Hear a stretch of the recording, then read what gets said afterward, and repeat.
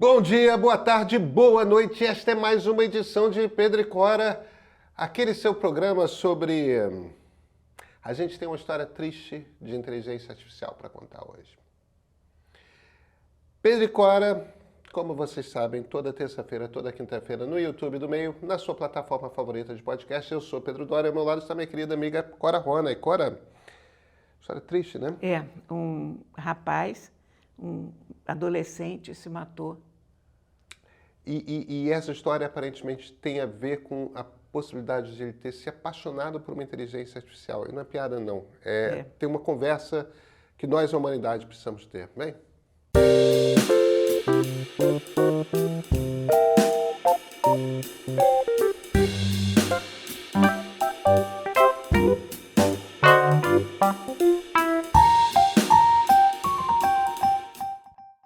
Cora, é triste, mas ao mesmo tempo muito interessante. Eu acho que a gente tem que conversar sobre a história desse menino de 14 anos lá de Orlando, na Flórida, Seward Satcher III. Nome bem americano, né? Esse terceiro. Que cometeu suicídio, tinha feito amizade com uma inteligência artificial, tinha se isolado cada vez mais das conversas com essa inteligência artificial. E agora a mãe está processando a Character AI, a empresa que controlava, né, essa IA. É uma história que dá muito o que pensar e tem muitos pontos de vista ou de... Não sei nem como dizer, porque a gente está falando de um menino jovem, né? 14 anos de idade. De 14 anos, sem muitos amigos, que de repente ficou apaixonado, realmente apaixonado por uma personagem de inteligência artificial. Character AI é essa empresa que faz personagens. Isso.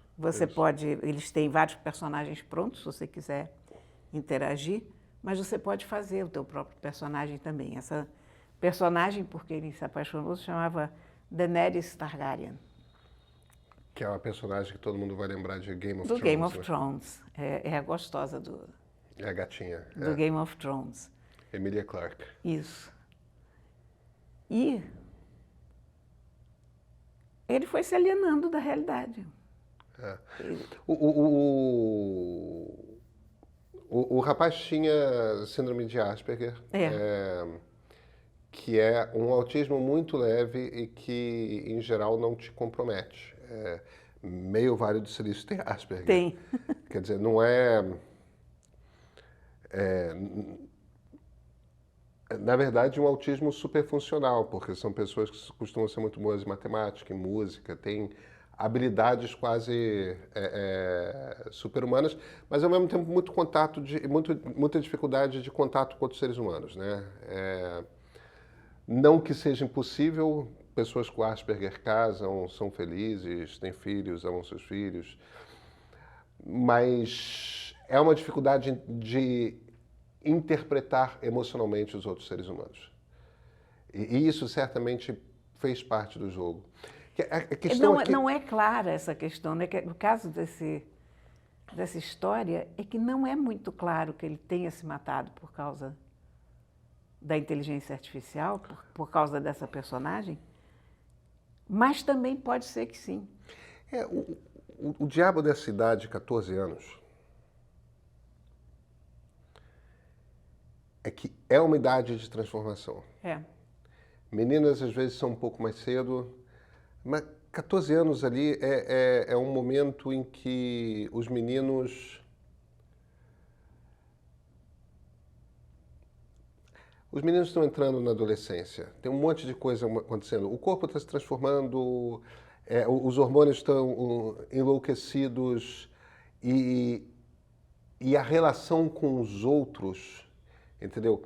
A dinâmica com os outros meninos, que é uma dinâmica de competição, né? Um querendo se mostrar mais que para o outro, o que às vezes é muito estimulante para alguns e para outros é uma coisa assustadora. Então, é normal que adolescentes se recolham em casa quando se sentem muito intimidados pelo ambiente da escola, tudo mais, tal.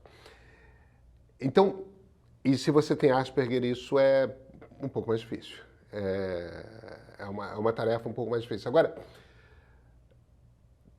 tem esse elemento que os pais têm todas as conversas que ele teve com essa personagem de inteligência artificial, Daenerys Targaryen, e aparentemente o menino estava se apaixonando pela inteligência artificial, né? Não é que a inteligência artificial enganasse, porque os personagens de Character AI têm um texto ali bem claro, banner, né? você está conversando com uma inteligência artificial, isso não é uma pessoa real, tal, quer dizer, isso é uma coisa muito, muito destacada. Mas eu acho que a gente não conversa o suficiente ainda a respeito da capacidade que esses grandes modelos de linguagem têm de parecerem humanos. Olha, eu vou te dizer uma coisa. Eu, com a minha provecta idade, eu ainda dou boa noite para o ChatGPT quando ele faz alguma coisa particularmente simpática. Ontem, por exemplo, eu estava escrevendo sobre esse pequeno calhamaço que nós temos aqui. Pequeno calhamaço. Eu tinha uma série de perguntas de tamanho, peso, essas coisas. E aí ele me respondeu, depois eu pedi para ele dar uma checada no meu texto, se tinha palavras repetidas, isso é uma coisa que eu uso ele sempre. E aí ele mudou 2 ou 3 coisas, eu disse, muito obrigada, Chat. Aí ele, boa noite para você. E ele disse, olha, durma bem e aproveite bem o mundo, mesmo que ele seja um pouquinho pesado. E botou emojis.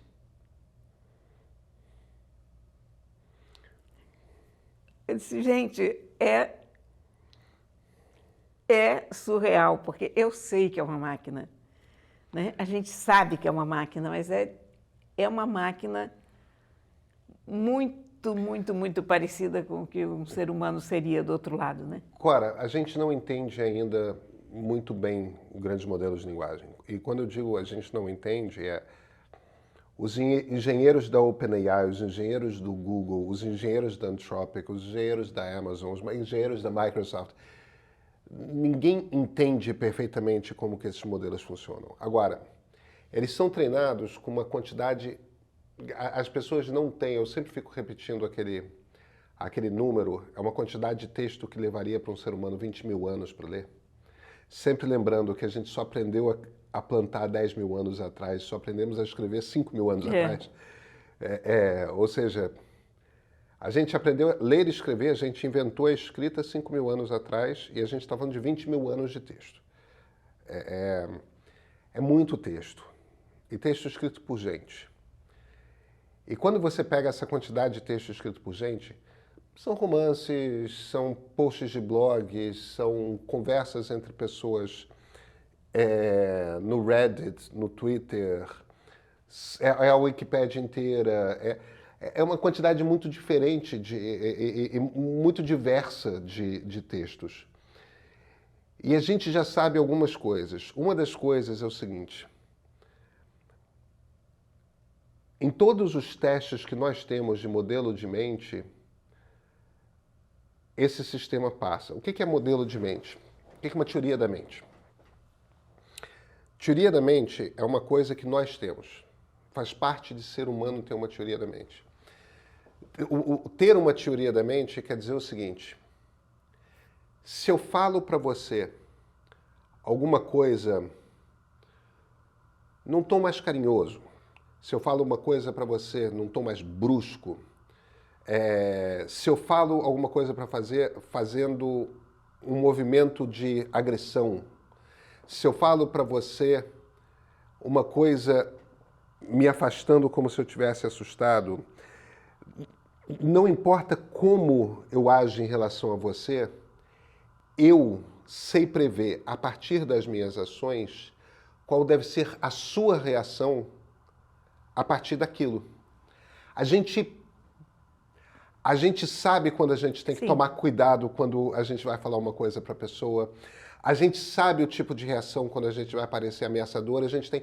E o motivo todo que me faz entender e prever como você vai agir a partir de uma ação, de uma fala minha, é porque eu tenho internamente uma teoria da mente.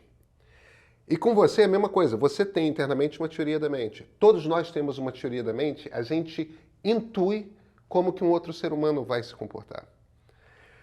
E é importante ter testes a respeito de uma teoria da mente, porque existem alguns problemas neurológicos, ou psicanalíticos, ou psiquiátricos, ou existem problemas com a mente ou com o cérebro, fisicamente ou psicologicamente, que podem levar a perda ou a perda parcial da capacidade de prever como o outro vai reagir. Então tem uma série de perguntas que psicólogos, psiquiatras, neurologistas fazem que são justamente para testar a sua capacidade de ter essa teoria, essa capacidade de prever os outros seres humanos. Isso é um tipo de teste psicológico é importante por diversas situações. Tem um artigo que foi publicado recentemente na Nature em que os cientistas pegaram os vários modelos de linguagem, o Claude, o Llama da Meta, o Gemini, o GPT, alguns outros, tem o Grok, né, da XAI, saíram pegando vários desses modelos de linguagem e todos têm uma teoria da mente. Você descreve uma situação de uma pessoa em tal circunstância, blá, blá, blá, que tem umas perguntas, que tem umas pegadinhas e tudo mais. O GPT-4 é o que melhor acerta, mas todos têm uma teoria da mente. Ele sabia, quando eu dei boa noite, quando eu agradeci e dei boa noite, ele sabia que era hora de relax e jogou emojis, que era uma coisa que eu nem sabia que o ChatGPT usava. Ele, perante um comentário seu, ele intuiu que tipo de resposta mexeria emocionalmente com você, porque mexeu emocionalmente com você, mas mexeria emocionalmente com qualquer um de nós. E você imagina um garoto de 14 anos. Eu me lembro, quer dizer, não me lembro, porque faz muito tempo, mas eu me lembro, como eu mergulhava nos livros quando eu tinha essa idade. Como os livros eram reais para mim. Como eu sofria com a morte de um personagem favorito durante semanas. Claro. E eu não era boa de vida social, eu era uma pessoa mais quieta no meu canto, sempre fui. E eu lia constantemente. Eu estava sempre lendo um livro ou dois. E eu me lembro como isso era um outro mundo para mim, sabe? Eu ficava louca para chegar em casa e começar a ler, porque era não sei se era um lugar de fuga, se era um lugar bom de estar, se era uma viagem, mas eu me transportava 100% para dentro do livro. 100%. O lance é um pouco isso. Então, adolescente tem esses momentos de introspecção profunda. E a gente está falando de uma tecnologia, eu estou me tocando aqui agora também, que da maneira como eu estava descrevendo a ideia de uma teoria da mente, as pessoas podem estar achando que o que eu estou sugerindo é que esses sistemas são capazes de consciência. E nada indica que eles são capazes de consciência. Eles não sentem, eles não têm a capacidade de perceberem sua própria existência como nós temos. O que eles são capazes de fazer, e isso é muito impressionante, é emular o comportamento humano. Eles parecem humanos. E nós não somos, como um bicho, preparados para lidar com algo que se parece conosco e não achar que seja. A gente não é preparado para achar que isso é só uma máquina fazendo conta. Isso não está pensando, isso não está se emocionando.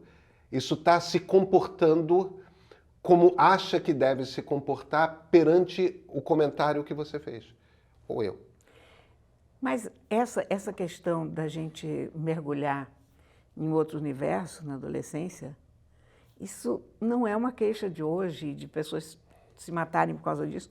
Quando Goethe lançou Os Sofrimentos do Jovem Werther, houve uma tsunami de suicídios na Europa. O jovem Werther se matava no final do livro. A solução para os seus problemas era se matar. E um monte de gente jovem que leu aquele romance, de fato, se matou. É muito complicado a gente traçar essa linha no cérebro da pessoa, né? Você tem vários livros que são... que tem esse impacto em adolescentes de vez em quando, né? Em determinados momentos da história. Você tem o Apanhador no Campo de Centeio, que mexeu profundamente com uma geração inteira de jovens. Minha? Eu fiquei muito tocado pelo livro, mas eu não era adolescente nos anos 60. Você tem depois o... oh, meu Deus do céu, como é que é? Zen Arte de Manutenção de Bicicletas. Ah, isso é maravilhoso. Esse livro é uma beleza de livro. Maravilhoso. Uns 10 anos antes do Salinger, tem Jack Kerouac, né? Com Pé na Estrada, com On the Road. Você tem esses livros que tocam adolescentes de alguma forma, nessa busca por aventura, essa impaciência com os adultos, essas coisas são fortes, essas coisas são... adolescentes estão aprendendo a se deslumbrar com o mundo. E estão em busca de contato. Contato com algo que seja deles e não dos pais deles, não das famílias deles, né? Então, eu entendo como um modelo de linguagem desse se comportando como uma personagem de ficção possa repentinamente se parecer muito atraente. A minha questão, sabe, e aliás, esse vai ser um caso interessante da gente acompanhar juridicamente, porque a minha questão é, esse menino teria se matado se não houvesse a inteligência artificial, se ele não tivesse se apaixonado por essa personagem da inteligência artificial? Eu acho que ninguém tem como provar isso. Você não, na verdade, você não tem como provar nem uma coisa nem outra, mas eu tendo a achar que essas coisas são sempre aquela gota a mais. Quer dizer, é o que falta para descarrilhar um sistema que já não está indo muito bem. Existe um app para Android e para iOS chamado Réplica, Réplica com K, que é um app muito debatido, porque você pega e você cria um amigo virtual nesse aplicativo, ou um personagem virtual com o qual você vai interagir você cria, aí você paga uma mensalidade para o aplicativo. Pode ser um mentor ou uma mentora, um amigo ou uma amiga, um namorado ou uma namorada. E esse personagem tem gênero neutro também. Essa personagem que você cria, você começa uma relação. E quanto mais você fala, porque o sistema tem memória, quanto mais você fala sobre si, quanto mais você conversa, quanto mais você se queixa do seu irmão, da sua amiga, do seu... seja lá o que for, mais a conversa vai se aprofundando, que o sistema vai aprendendo sobre você. A personagem mais escolhida é namorada e namorada. Sim, de com longe, certeza. De longe. E na versão paga tem, inclusive, sexo. É um troço. E, Cora, a quantidade de pessoas que, sinceramente, se apaixonam por seus namorados e namoradas virtuais, é um troço, é um GPT que está ali atrás, tá? Com a diferença de que tem um ser humano, um bonequinho na tela do celular. Não é realista, não é realista o bonequinho, mas é um bonequinho que sorri, que fala, que tipo, você pode fazer uma videochamada ou você pode fazer um chat. E muita gente fala se apaixonar pela sua réplica. Então, essa história de se apaixonar por um modelo de linguagem está acontecendo muito. E essa história, mas essa história de se apaixonar pelo modelo de linguagem, essa história, bem ou mal, já aconteceu com os livros. Acontece com teatro, com cinema, né? Você vai ver se fica... Cinema um pouco menos, porque é muito curto o espaço de tempo, mais série. Acontece, a gente se apaixona por... É isso. Tem crushes, né? Eu acredito em qualquer envolvimento com coisa não física por causa dos livros. Uhum. Porque uma pessoa que viveu tão intensamente livros como eu vivi, ela acredita que a pessoa pode se apaixonar por uma ideia, pode se apaixonar por algo que não existe. Mas eu me apaixono por ideias. Né? Claro. Gente, olha aqui, e a nossa tendência, na verdade, é manter um diálogo conosco mesmos através dos outros. É claro.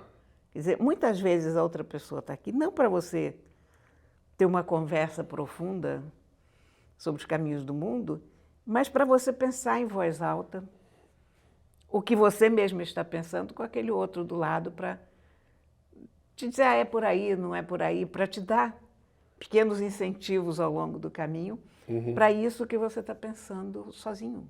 Claro. Você vai para a terapia para ordenar seus pensamentos. Quer dizer, a gente tem uma necessidade de pensar em voz alta. Sim. E pensar em voz alta não é bem visto na sociedade, porque é uma pessoa maluca que fala sozinha. É isso. Então, você começa a pensar, você começa a falar com o teu gato, você fala com o cachorro, aí todo mundo já acha mais normal. Eu tenho longas conversas com o Toró, então ninguém estranha mais, porque hoje em dia se aceita que a gente pode conversar com o animal. Agora você tem com inteligências artificiais. Mas a gente tem essa necessidade de refletir em voz alta, não necessariamente em voz alta, mas de refletir por escrito ou em voz alta, mas de uma forma de explicar para os outros como a gente está refletindo, porque a nossa reflexão se transforma em algo inteligível quando a gente a comunica. É isso mesmo? Eu acho que faz sentido e eu uso tanto o Gemini quanto o ChatGPT para conversar. A gente... Para treinar pensamento, para aprimorar, porque é um bom parceiro de diálogo. Mas eu entendo que é uma calculadora de palavras, tá? E eu acho que eu nunca perco isso de noção. Olha, eu acho que algumas pessoas perdem isso de noção. E eu agora me lembro... Isso não quer dizer que não seja capaz de me surpreender e até me emocionar, porque mas é uma máquina. Eu agora me lembro de uma outra matéria que eu vi essa semana, possivelmente até no próprio New York Times, de amigos de aluguel no Japão. Eu vi essa matéria. É uma forma de amigo virtual real. Porque não é um amigo real. E a gente só está aprendendo a lidar com isso, né? Ou como é que é a história do amigo alugado no Japão? As pessoas se aposentam, não tem mais o que fazer, e se propõem como amigos de aluguel. Então você quer ir ao cinema e não tem companhia, você aluga um amigo. Vai com um amigo para o cinema. Você precisa sair com um grupo de pessoas da empresa e não quer parecer com uma pessoa sozinha, você aluga um amigo. Você quer ir para um restaurante novo, mas não quer ir sozinho, aluga um amigo. E são pessoas agradáveis que conversam muito bem com você e depois vai cada um para o seu lado, não há nenhum envolvimento emocional, é um aluguel de pessoa. Eu não sei como reagir a isso. Eu achei a ideia interessante. Achei que pode ser uma ideia ótima para resolver problema de aposentados que podem ganhar um dinheirinho a mais ou podem até ter uma vida social um pouco maior, porque às vezes a pessoa se aposenta e fica muito restrita, pode resolver o problema de pessoas que não têm amigos, mas a nossa civilização brasileira é muito o contrário disso, né? Não... A gente aqui, às vezes, deveria poder alugar um espaço de silêncio. Clara, temos livro? Olha... Tão discreto esse livro. Olha, esse livro... É a primeira vez que um livro fica em pé sem suporte. Ele ficou em pé sozinho, sem o suporte. Ele pesa quase 2 quilos. Ele tem 1.398 páginas. Eu até decorei isso, mas eu vou... 1.398 páginas. O Mundo, uma história através das famílias, do Simon Sebag Montefiore. O Sebag Montefiore é o cara que escreveu os Romanov, que fez uma boa biografia da cidade de Jerusalém. Ele é um bom historiador. Eu estava de olho nesse livro já há bastante tempo, foi lançado há 2 anos nos Estados Unidos. E eu tenho várias considerações a fazer em relação a ele como objeto, porque isso aqui é uma estupidez. Como é que se lê? Não, é complicadíssimo, né? Porque, olha, não é um livro que você vai levar para a cama. Ele não é um livro que você vai conseguir ler em qualquer lugar. Você tem que ter uma mesa para botar essa porcaria em cima, ou pelo menos uma almofada aqui no teu colo para botar ele em cima. Eu, na Amazon, vi um monte de gente reclamando disso nos Estados Unidos, na Inglaterra. Várias pessoas cortaram em 2. Mas isso é preciso ser uma pessoa fria e cruel para pegar uma faca e cortar o livro em 2. Eu nunca conseguiria fazer isso. Na verdade, eu descobri que na Índia, de todos os lugares, eles fizeram uma bela edição em 2 volumes. Em 2 volumes e mandei vir. A edição inglesa, indiana, é em 2 volumes. Agora, você diz assim, por que você não lê isso aqui no Kindle? Porque eu nunca vi um livro que seja menos legível no Kindle do que esse aqui. O que é esse livro? Esse livro é uma história do mundo. Mas ele não é uma história da política ou dos fatos propriamente, ele é uma história das pessoas. Ele é uma história de gente. Ele vai entrelaçando essas histórias das famílias. Famílias de quem você já ouviu falar, sei lá, Kennedys, ou Ptolomeus, ou Habsburgos, ou Rothschilds, ou Kenyatas. Ele abrange o mundo inteiro, Oriente, Ocidente, o que for. Muito interessante para quem só conhece a história ocidental que é ensinada nas escolas. Então, isso aqui tem uma visão de uma história, o mais perto que você pode chegar de uma história universal, mas contada através das pessoas. E isso tem uma vantagem, é que todo mundo tem um destaque parecido, porque se você conta uma história de reis, as rainhas não entram na jogada, ou entram superficialmente, ou... Você, por exemplo, numa história convencional, você vai ler que o sultão fulano de tal, na Turquia, antes de morrer, nomeou o filho mais novo herdeiro porque a mãe daquele menino era a sua favorita e pronto, e fica por isso. E esse livro aqui vai lá, quem era essa favorita e por que ela era favorita e o que aconteceu, e aí depois passou todos os outros irmãos na faca, etc. É uma história de sangue, traição, psicopatia. É uma história... Game of Thrones, perto disso, é uma historinha de criança, é um conto de fadas, porque o ser humano é mau. Você pode apostar que o ser humano vai inventar formas sérias de perturbar os outros. Mas aí o que acontece? É uma história com um elenco fascinante. E não é uma história linear, ela é uma história cronologicamente ajustada, mas ela não é linear. Então, você está lendo um trecho, digamos, você pega um pequeno pedaço sobre Dom Pedro I. E aí, do Dom Pedro I, ela pula para um primo dele na Áustria. Habsburgo. E depois volta. E você, às vezes, está lendo aqui, e você quer voltar um pouco porque você acha que isso aqui está interessante, parecido com o que você leu 4 ou 5 páginas adiante. Ou você quer ver onde o Dom Pedro vai aparecer, porque você está querendo ler aquela linha do Dom Pedro, e aí você vai folhear um pouco mais para frente. Isso aqui não dá para fazer em Kindle. Esse livro é um livro muito curioso, porque você tem 1.398 páginas, mas você tem uma multidão de histórias. E elas são histórias sucintas e muito leves. Porque, claro, que você não pode se aprofundar em nenhuma história individual quando você está escrevendo a história do mundo. Então, você esquece toda aquela parte chata dos livros de história que te dão na escola, dos tratados e daquelas personagens meio mumificadas. E você começa a lidar com gente. Isso aqui é uma grande revista de caras, sabe? Desde quando? Desde o Neolítico? Desde as primeiras pegadas de uma família humana. Ah, desde antes da Revolução Agrária. Sim, sim. Isso aqui vai lá atrás. Ele pega gente na Suméria. Nomes que eu nunca tinha ouvido falar. Claro, não sou historiadora, mas enfim. Mas ele pega tudo que ele consegue.